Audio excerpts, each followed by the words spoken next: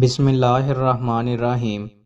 رسول اللہ صلی اللہ علیہ وآلہ وسلم نے ارشاد فرمایا، جب تم میں سے کوئی اپنی نیند سے بیدار ہو تو اس وقت تک اپنا ہاتھ برتن میں نہ ڈالے جب تک اسے 3 دفعہ دھو نہ لے، کیونکہ اسے معلوم نہیں ہے کہ رات کے وقت اس کا ہاتھ کہاں کہاں رہا۔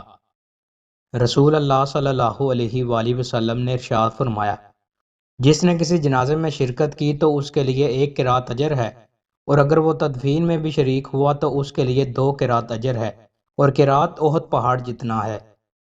رسول اللہ صلی اللہ علیہ وآلہ وسلم نے ارشاد فرمایا، اس شخص نے ایمان کا مزہ چکھ لیا جو اللہ کے رب، اسلام کے دین اور محمد صلی اللہ علیہ وآلہ وسلم کے رسول ہونے پر دل سے راضی ہو گیا۔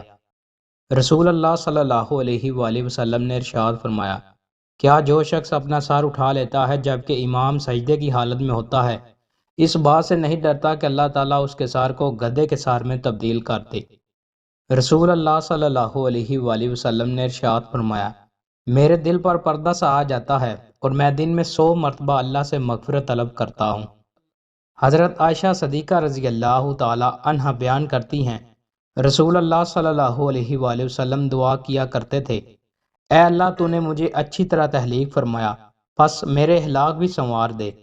رسول اللہ صلی اللہ علیہ وآلہ وسلم نے ارشاد فرمایا، اپنے آپ، اپنی اولاد اور اپنے مال کے خلاف بد دعا نہ کرو، کہیں ایسا نہ ہو کہ قبولیت کی گھڑی ہو اور تمہاری بد دعا تمہارے ہی خلاف قبول ہو جائے۔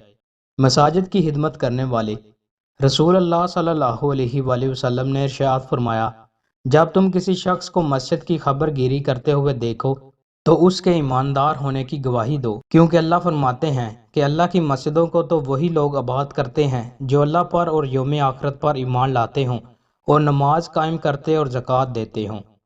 دوستو، مزید اچھی ویڈیوز کے لیے ہمارے چینل کو سبسکرائب لازمی کریں۔ بہت شکریہ۔